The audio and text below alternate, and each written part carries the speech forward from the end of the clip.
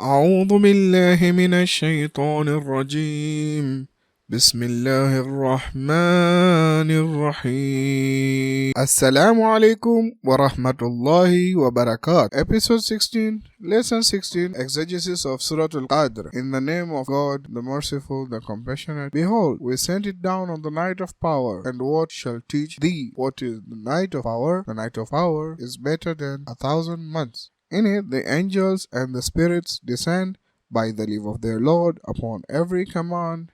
Peace it is till the rising of dawn. Surah Al-Qadr, verse 1 to 5. The term Qadr in the Holy Qur'an means a number of things. A. Status, position, such as the following ayah. They measured not God with his true measure. Surah Al-An'am, verse 91.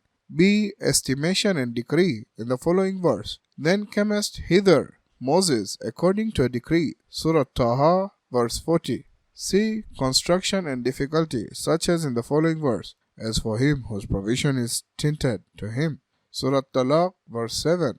The first two meanings are suitable for the term commonly translated as night of power. Surah 97, verse 1. Such as elsewhere in the Holy Qur'an, where it states with regards to that night, therein every wise bidding. Surah Dukhan, verse 4. Therefore, the night of power is not restricted to the night in which the Holy Quran descended, nor to the time of the Prophet, but rather every holy month of Ramadan, there is a night of power in which the affairs of the year ahead through to the next night of power is determined. Staying awake and keeping vigil on the night with supplication and prayers and reciting the Holy Quran is the advice given to us by the Prophet, peace be upon him, and his holy progeny, and is considered to be one of the three nights, the night of 23rd, of the holy month of Ramadan being the one of most certainty. A person asked the Prophet, peace be upon him, that due to the great distance from his house to the city, to advise him of which one night to come to the city in the holy month of Ramadan, to which his holiness replied, come to the city on the night of 23rd. Imam Sadiq alayhi salam, while he was ill, requested he to be taken to the mosque on the night of 23rd. While Sayyidah Fatima Zahra on this night would keep her children awake by sprinkling water on their faces. It has also come into narrations that the Prophet, peace be upon him, would pack his bed in the last 10 nights of the holy month of Ramadan and keep vigil those 10 nights. In a long narration from Prophet, peace be upon him, we read that Prophet Musa alayhi salam implored Allah subhanahu wa ta'ala for nearness, to which the reply was, nearness to me is keeping vigil on the night of power. He asked, O nurturer, I implore your mercy. The answer, my mercy is for those who are merciful to the needy on the night of power. He said, O my Lord, I seek permission to cross upon the straight path. The answer, that is for those who give alms on the night of power. He said, My Lord, I seek the trees of paradise and its fruits. The reply, that is for those who glorified a glorification on the night of power. He said, My Lord, I seek to be rescued from hellfire. The answer, that is for those who sought the forgiveness on the night of power. In the end, he said, My Lord, I seek your satisfaction.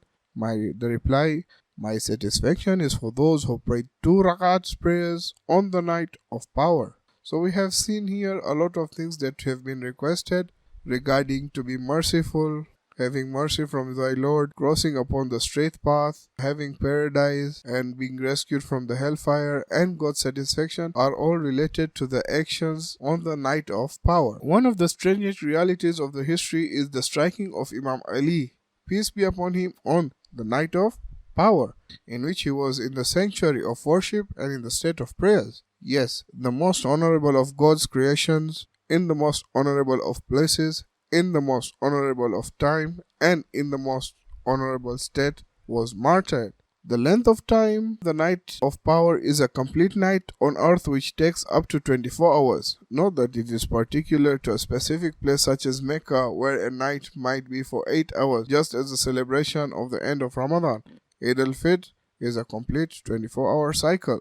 that every part of the world participates in. Perhaps the comparison of the night of power for mankind with that of the Holy Quran descending to earth is a symbol of the relationship between mankind's decree and the Holy Quran. If one follows the Holy Quran, it leads to happiness and redemption, and if one is distant from it, it leads to adversity and misery for them. Abu Dhar says, I asked the Holy Prophet, peace be upon him, if the night of power was for the times of the prophets, and if it was for them, and that after the departure of the world, that the night of power and the descent that occurs on that night stops. To which he replied, the night of power will continue through to the day of resurrection. Perhaps the secret behind it, which night is actually the night of power, is so that people can keep vigil on more than just one night. For someone who keeps vigil one night does not become so proud, and for the one who missed a night does not become hopeless. It has been stated in traditions that a good deed on the night of power is better than a good deed of 1,000 months without the night of power. The decree on the night of power is with the descent and presence of angels. In it the angels and spirits descend by the leave of their Lord upon every command.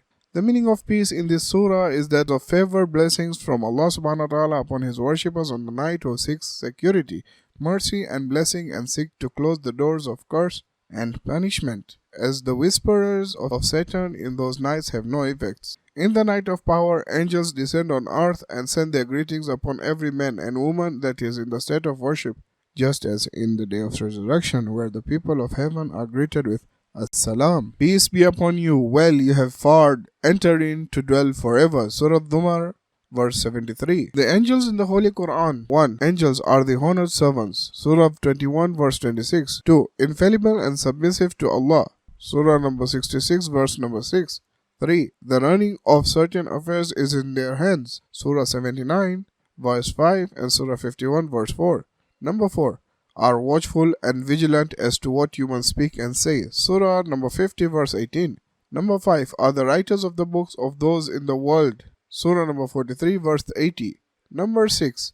Are the givers of good tidings to the warriors of the war on the battlefield, providing the good tidings of answer to prayers and news of the offspring, and the good tidings to the believers at the moment of their death.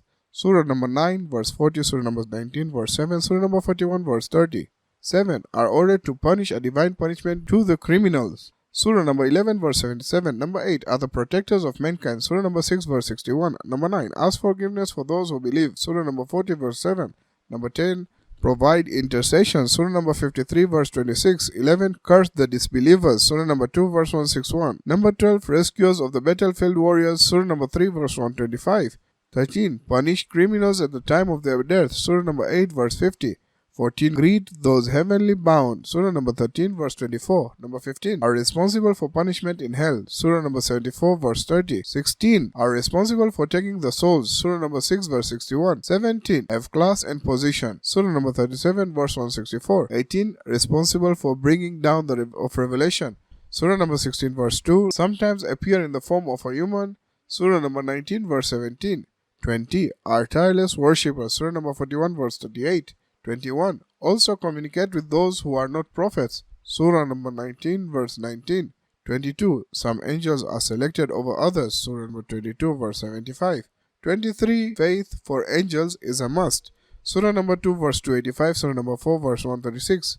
It has come in narrations that one should protest those who reject the Imams with Surah Al-Qadr, because on this basis of this surah, angels descend upon the earth every year at a time when the Prophet was on this earth. They would come down with his presence. However, after his passing, upon whose presence will they descend?